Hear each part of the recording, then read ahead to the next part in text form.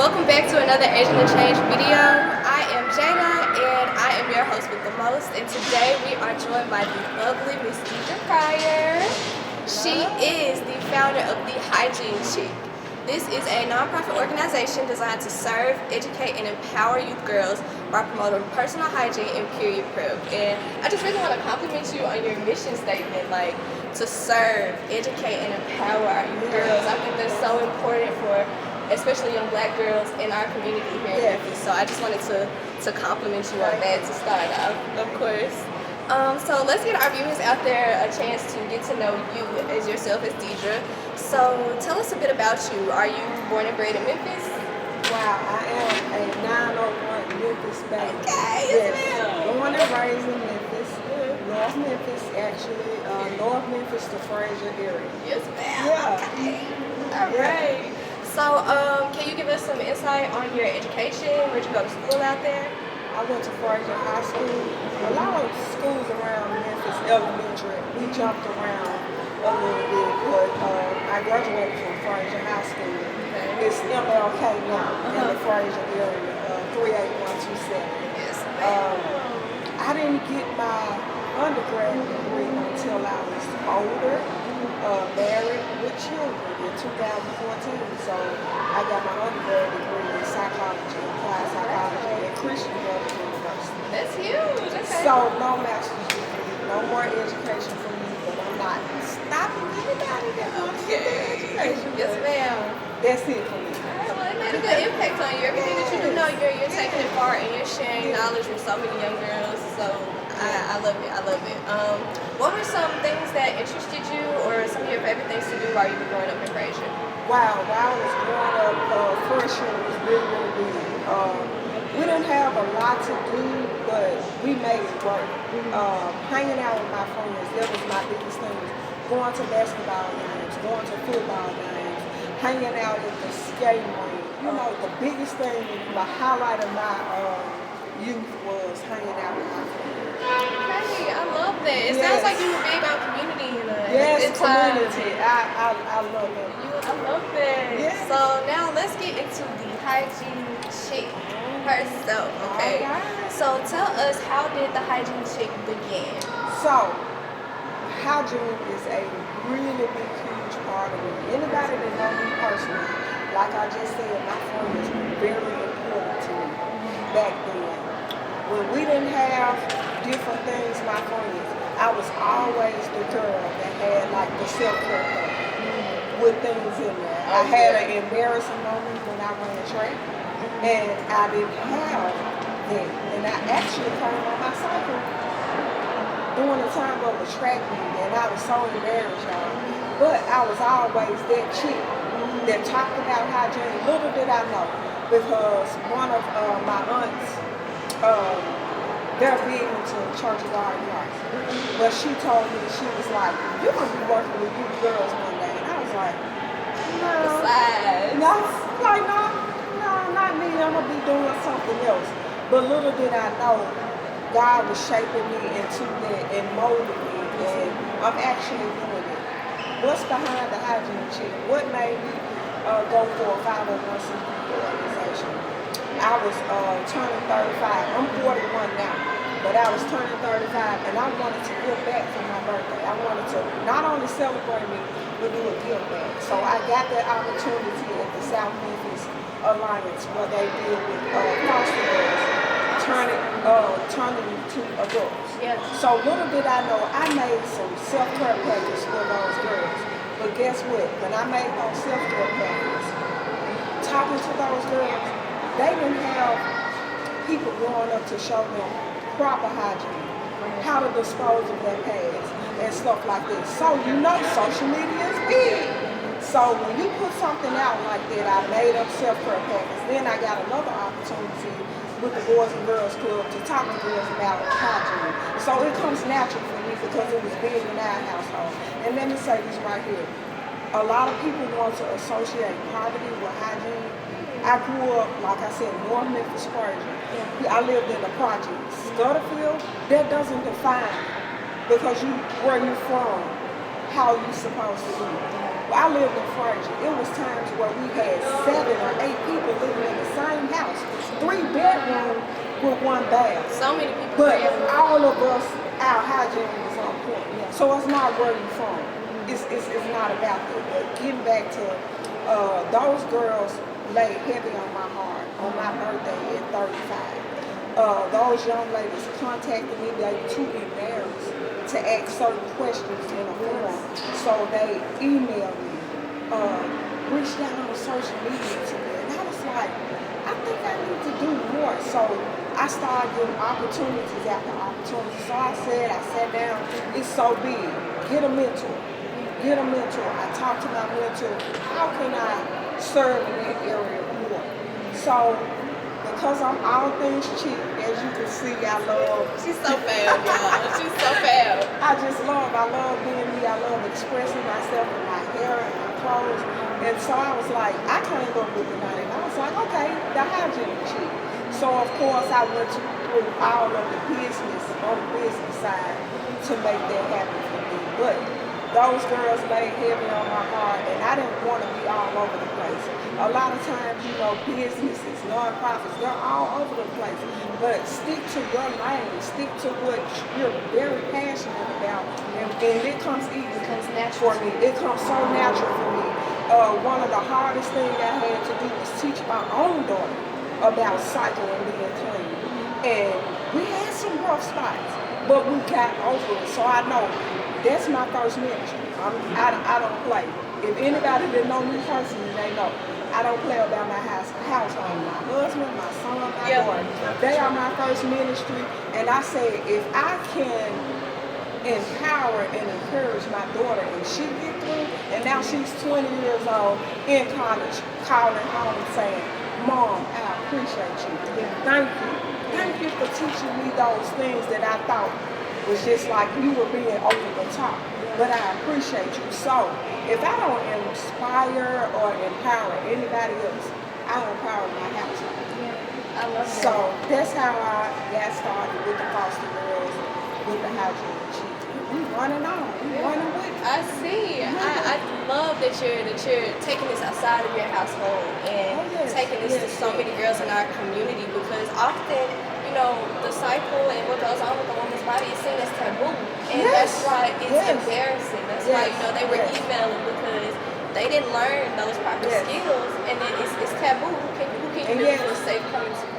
With that challenge, how do you stay motivated? You know, you and your husband are doing this personally at times, you know, starting out, being so new. So how do you stay motivated and keep going? Well, let me say this. You reap what you sow. I am a sower. I am a giver. I believe in Christ, Jesus Christ. I believe in tithing. I believe in all of that. So I feel like if I put my full trust in God, I trust Him with my whole heart. When I tell y'all, I haven't lacked anything since I started, before I started. I thought I was.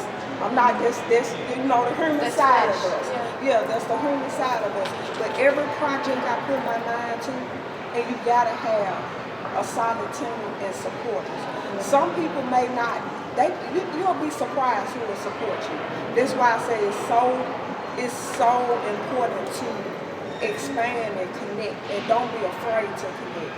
I was at a point where in the middle of my nonprofit that when I seen a lot of stuff on the outside that was negative, I bagged back. But you can't do that. It's not about them. It's about you and your purpose. So we don't have all the funding, but I walk like I got the funding. I think like I got the funding. So it just works for me. You know, you gotta stay motivated. You gotta bet on yourself. You gotta keep yourself motivated, you know. And it comes when you least expect it. You know, you gotta do the work too. You just can't just believe and say, oh, I got it. You gotta talk to people, and you don't know, like I said, you don't know who people know that can get you to that point to find your vision. Right. I've seen that you've done work in Craigmont, Memphis Business Academy, Kirby Middle. You know, you've reached all these schools and talked to all of these girls. You know, how has that influenced you? So that was kind of major for me, and like an eye moment to be inside of the school system, being that I've worked in the school system. But let me just say this right here. I'm not being on the numbers.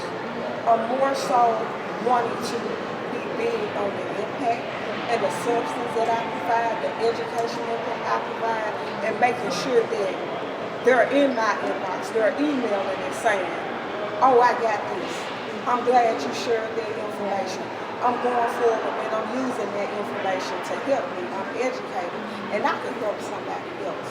So I love being in the schools, but that's not our goal as to being in the schools, but I'm appreciative of the opportunity to be in the schools. Yeah. If you could name one of the most important hygienic or period tips for young girls and women out there, what would it be? Just off the top of your head, what would you give our listeners out there? Taking a bath, taking a shower daily. Actually, you wouldn't believe, but when I'm talking to girls and even high school girls, some of them don't even think that they should have to have a bath every day. They're like, oh, we can skip a days and stuff like that. And I kind of related to self-care. We only get one body. So as much as we can, we need to take care of this one body that we have. So I'm going to say, taking a bath, taking a shower, menstrual cycle, being prepared, prepare yourself. Google, the Hygiene Chic. Yeah. Working until it fits.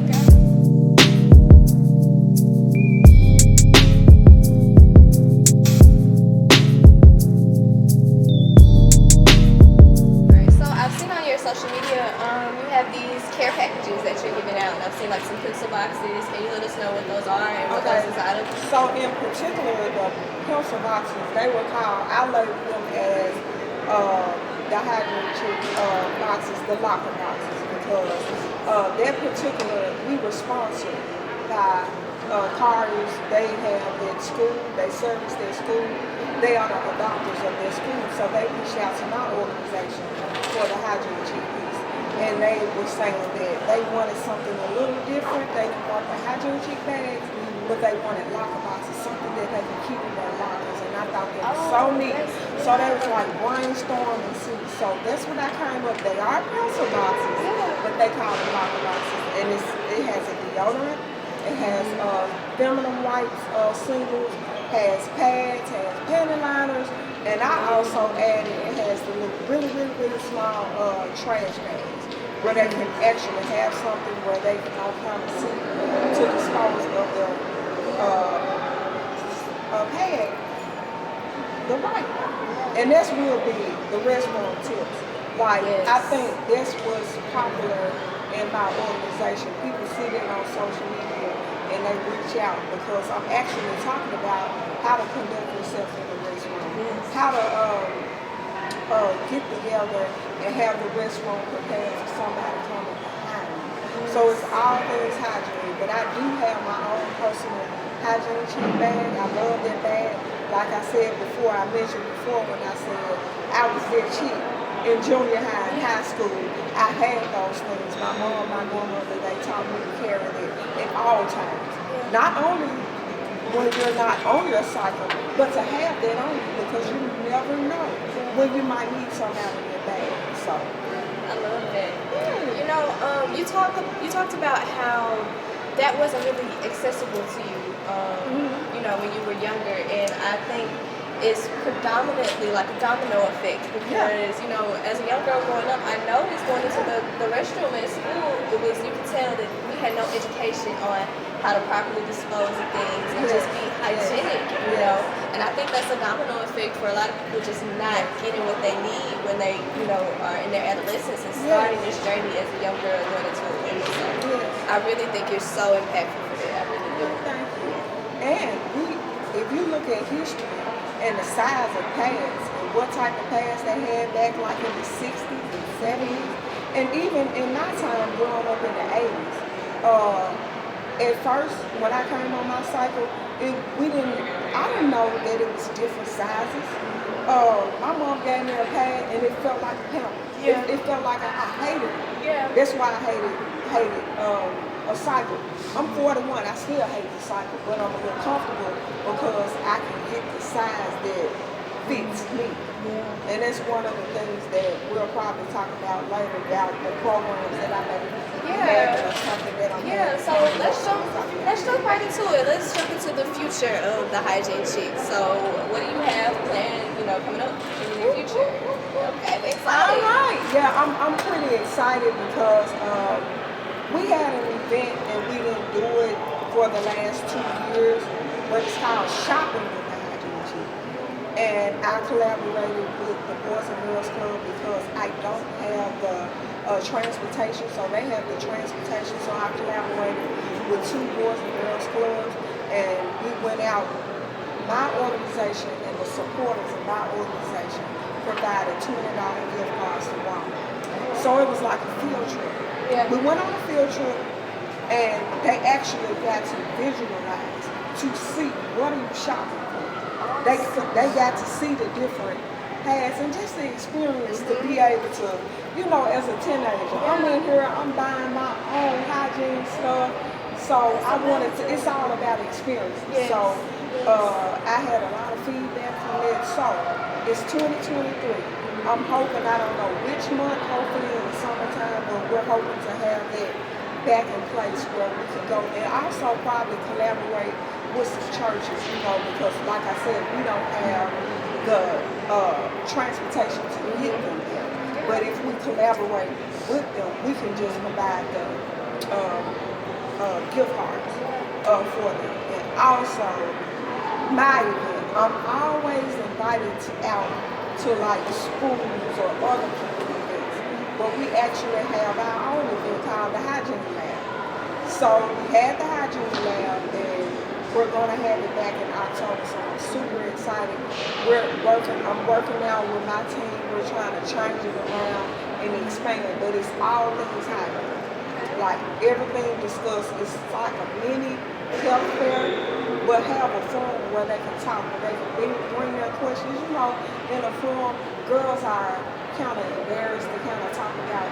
It's not easy talking about personal hygiene, but one of the things that I went through and I talk about when you're learning about your body and your body type and deodorants, I share with the girls about my experience because, like I said, a lot of the girls think that we're perfect when they see us and think that we're celebrities or never went through anything. But I tell them about my experience. I'm like, although all 4 hygiene have been taught, but we had a popular deodorant back in the day, and it was called Teen Spirit back in my day. And because my favorite color is purple, they had one called floral something in the purple too. Y'all, I took a bath and I shared it with the kids about how I had my experience with taking a bath and having shade. My arms were shaved. I wore that deodorant, put that deodorant in work for me. I was smelling like onions. Right. So they laugh when I tell them, but telling them life experience and life stories that you went through, so you gotta be relatable to them, because like I said, they'll look at you and think that you're perfect, but you're not perfect. And I tell them about my experience and how you have to go the extra mile. You might have to change the deodorant. Well, if that don't work for you, you gotta do something. We're all different. Yeah, we're all different sometimes. So you have to do what works for you.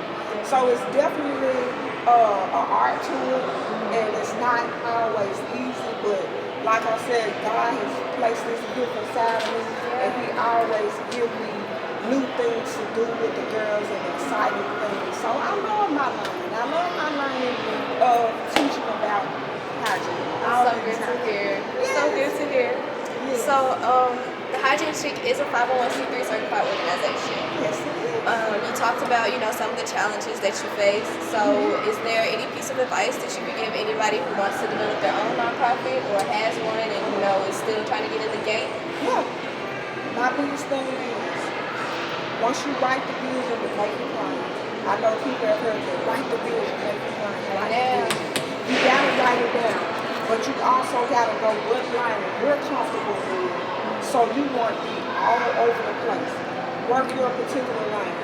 Make sure that you're taking care of business, the business side of it, because it is a business side to it, like with the IRS and all that. You can't be accepting, getting already in your head knowing that when you get your paperwork done and it comes back in your favor, make sure the first thing you invest in is a business account.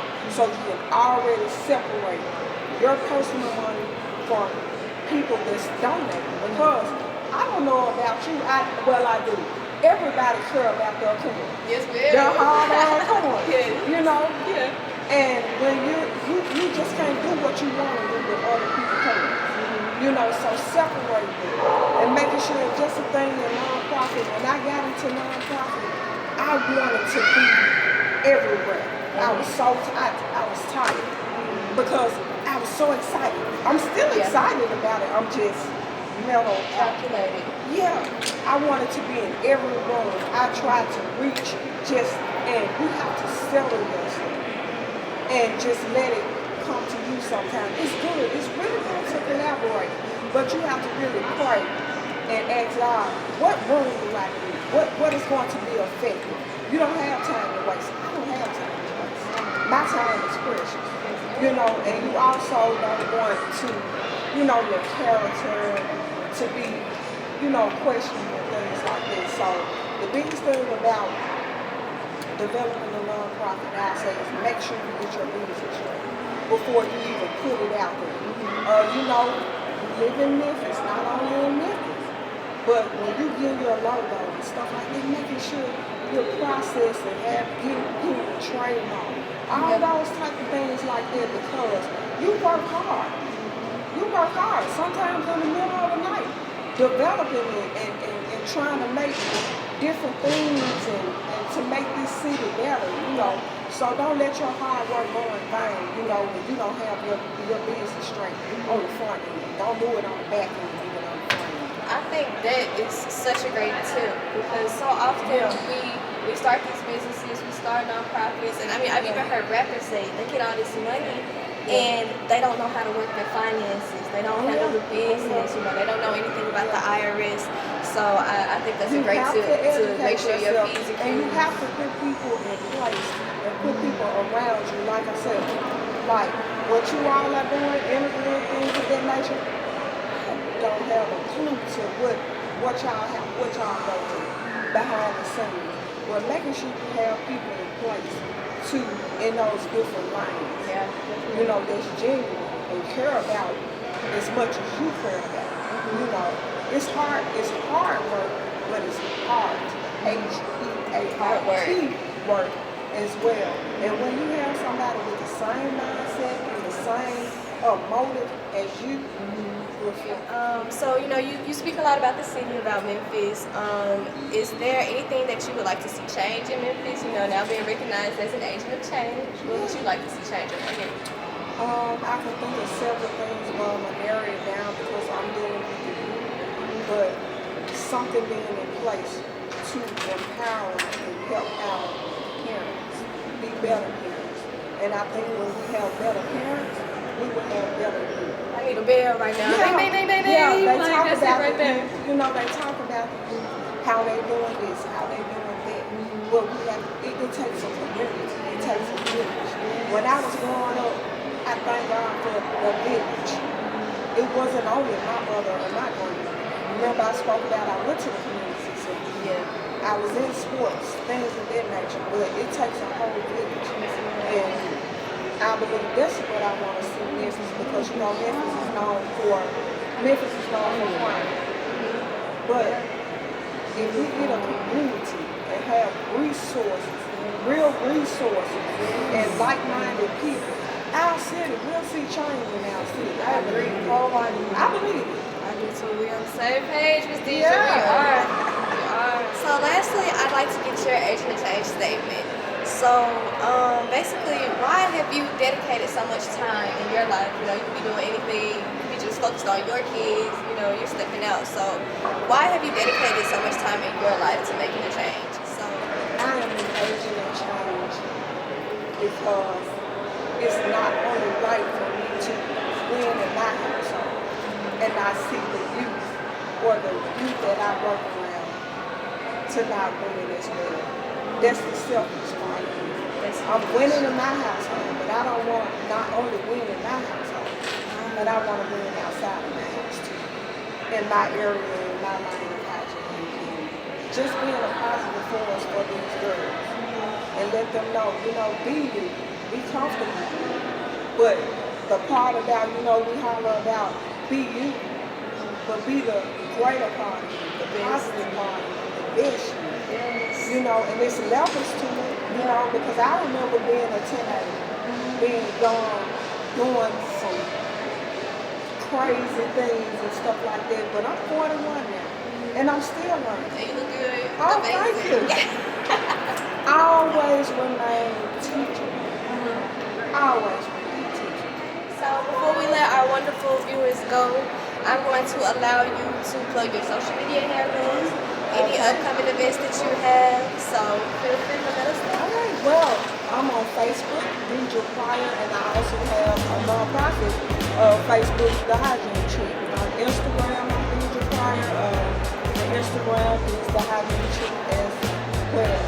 Our website is www.hygienechic.com, but you can find us there.